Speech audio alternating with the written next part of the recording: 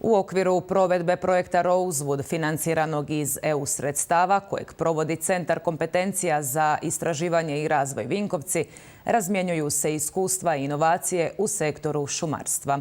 Projekt će u konačnici doprinijeti iskorištavanju potencijala drvne industrije i to kroz poticanje održivog korištenja drvne sirovine i promicanjem novih pristupa šumarstvu. U okviru projekta Rosewood 4.0 nadomak Vinkovaca održana je još jedna radionica. Projekt Rosewood svodi se na aktivnosti umrežavanja 5 centara na području Europske unije sa zajedničkom temom održivog korištenja šumske sirovine.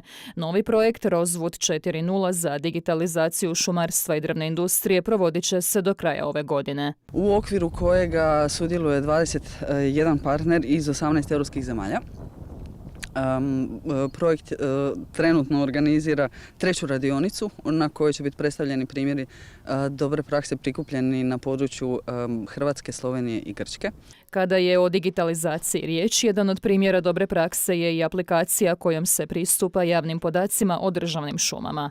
Koju su osmislile i izvele, odnosno proizvele tu aplikaciju su Hrvatske šume. Aplikacija je dostupna na stranicama Hrvatskih šuma, znači hrvatskešume.hr, gdje se to sve može pogledati i dobiti osnovne informacije o svim državnim šumama u Republici Hrvatskoj. Na ovoj međunarodnoj radionici održanoj nadomak Vinkovaca sudjelovali su akteri projekta iz cijele Europe, no uglavnom virtualno zbog epidemioloških mjera. Veći dio sudionika je prisutan online i to su upravo naši eksperti lanca vrijednosti šumarstva i drvne industrije, dakle dionici, zaposlenici i djelatnici institucija partnera na projektu. Posebno je zanimljivo jer se dosta priča o mehanizmu za oporavak i otpornost te o zelenoj i digitalnoj tranziciji, da smo proteklih godina napravili jako dobru pripremu za korištenje sredstava Europske unije, istaknuo je ovom prilikom Ambroš. Kroz naš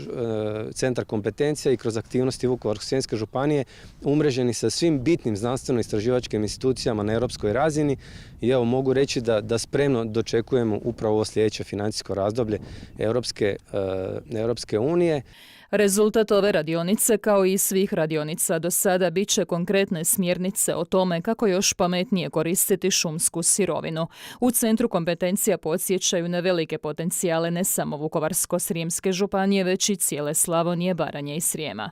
Puno statistika ovdje ide nama u korist. Na primjer, samo jedna činjenica da u jednom kubiku drva je deponirana 1 tona ugljika.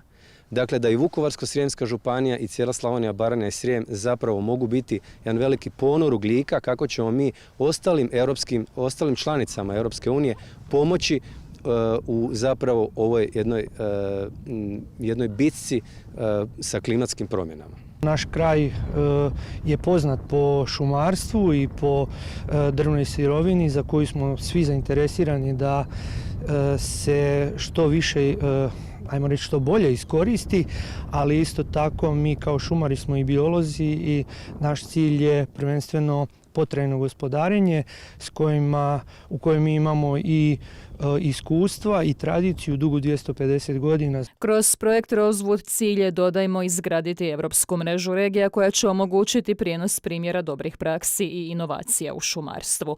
U okviru regionalnih centara i u budućim susretima projektni partneri analizirat će trenutne potrebe drvnog sektora u regiji i održivo korištenje drvne sirovine.